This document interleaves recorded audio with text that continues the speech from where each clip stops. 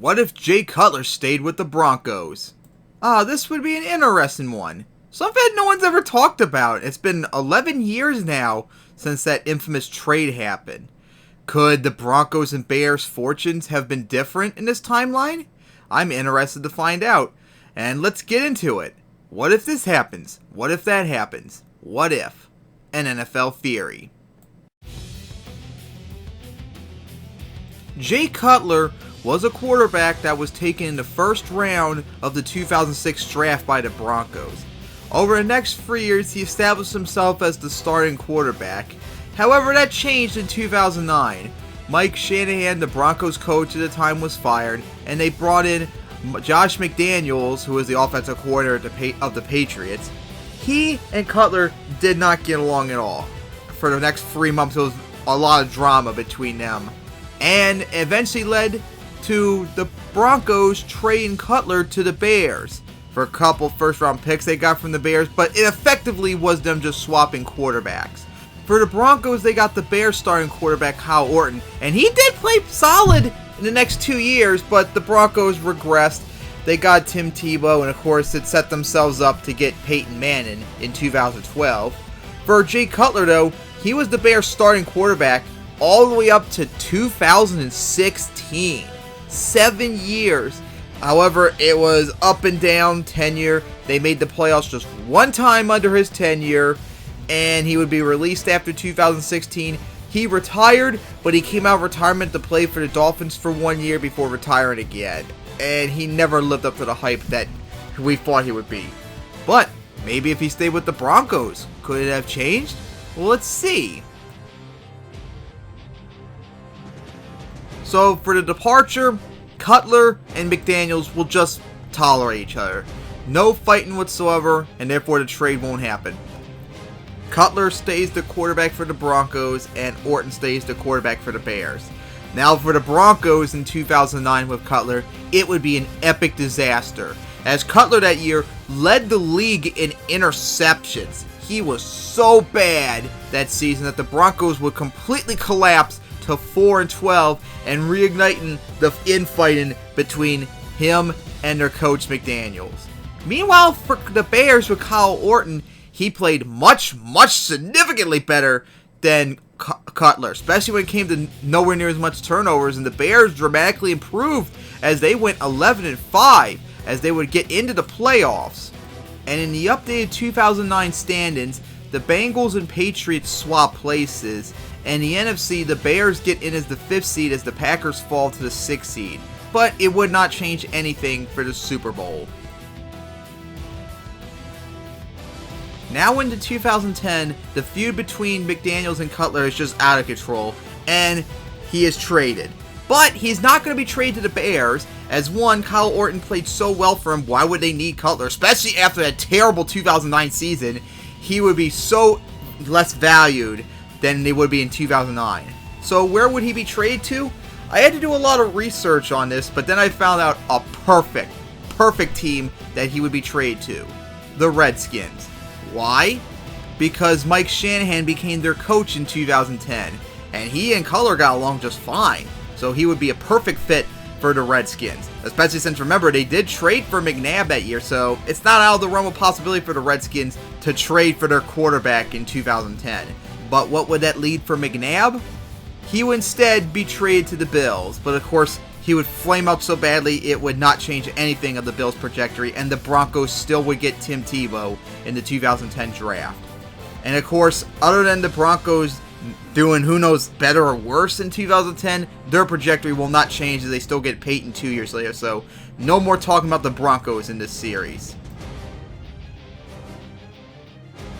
For Kyle Orton and the Bears in 2010, he would play better enough that the Bears once again continue to improve as they go 13-3, tying the Falcons for the best record in the NFC. Meanwhile, for Jay Cutler and the Redskins, they would improve quite a bit, especially with him doing better over McNabb, as they improved to 7-9. And in the updated 2010 standings, the Chargers make the playoffs as the 3rd seed as the Colts fall to the 4th seed. And the NFC, the Bears and Falcons swap places. The Bears now have home field advantage, and the Rams get in as the 4th seed. But despite all this, once again, nothing changes for the Super Bowl outcome. We then go into 2011, as Cutler, and unfortunately for the Bears, would regress massively, and the Bears would completely fall apart as they finished 6-10. Meanwhile, for Jay Cutler and the Redskins, the season would start off good, but then halfway through the year, he would suffer a season-ending injury, and the Redskins fell apart after that, as they once again finished 7-9. But despite these changes, nothing changed at all in the 2011 standings when it comes to the playoffs. So once again, the Super Bowl outcome does not change. It's now the 2012 draft, and here's a big change in that regard, as the Rams still have their number 2 overall pick, but of course they're going to trade it. But it's not going to be the Redskins this time, as they just got Jay Cutler and they've already invested too much into him, so RG3 is not going to go to the Redskins in this timeline. So where would he go? Well, there is another team that's on the verge of playoff bound, maybe considering Super Bowl bound, that could definitely use a quarterback after just almost falling short of the Super Bowl 2 years ago. I think you all know where this is going. And this timeline, it would be the Bears that would make the trade for RG3, as RG3 is now a Bear. With a much better rookie quarterback with RG3, the Bears have a massive improvement as they finish 12-4 and look scary good going into the playoffs. Meanwhile, for the Redskins, without RG3 and Cutler playing okay but not really that impressive, the Redskins regress as they finish 4-12. And in the updated 2012 standings, the NFC changes a lot, as the Bears are now the 2nd seed, as the 49ers fall to 3, the Giants make the playoffs as the 4th seed, the Packers fall to the 5th seed. In the wildcard round, the 49ers would take care of the Vikings, and the Giants would actually spank the Packers, whereas in the divisional round, the Falcons would destroy the Giants. Meanwhile, the divisional matchup, the 49ers visit the Bears. How about that? RG3 and Kaepernick going after each other. The Bears would win this, but unfortunately RG3 would suffer his injury in this game, which means going into the NFC Championship, the Bears would be hobbled and limped, and the Falcons would make quick work of them, which will now set the Super Bowl between the Ravens and the Falcons. But comparing Kaepernick's stats to Matt Ryan's stats in that game, I think the Ravens still would get this win. Going into 2013, the Bears have a lot of hype with RG3 and look to maybe make a Super Bowl appearance, but of course, unfortunately for the Bears, RG3 regresses, and he wasn't as good as Jay Cutler or Josh McDaniels, so the Bears massively regress to 5-11. Yikes. Meanwhile, for the Redskins, Jay Cutler, although playing better than RG3, his stats in other ways, of course, missing a bunch of games would not change anything as they still finished 3-13. But in the end, nothing would change in the standings of the playoff matchups. So once again, the Super Bowl 4 out of the 5 times does not change.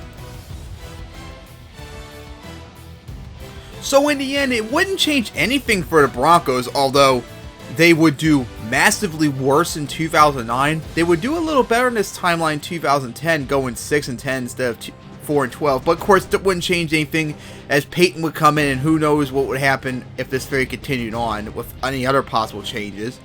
But for the Bears, they would make 3 playoff appearances instead of the 1 in our timeline, and they would make it to the conference championship once too, and would get first round bye and home field advantage at least twice.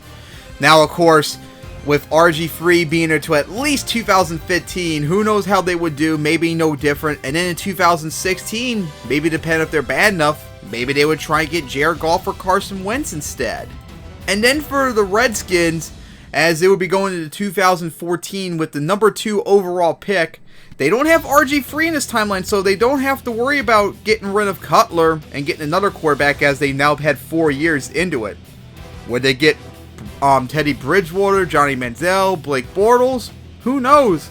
That would be quite interesting to tell, especially since, who knows, since they probably never even considered getting a quarterback. So, and whichever quarterback they picked would have massive dramatic effects for them for the next 5 years. But hey, it's just a theory. and NFL theory. Thanks for watching, as it was so fun to talk about this, and oh my god, next couple theories, we're gonna go into the late 90s, early 2000s, and oh my goodness, this one no one's ever talked about, I don't think ever, and I am so looking forward to it as well. See you guys next time.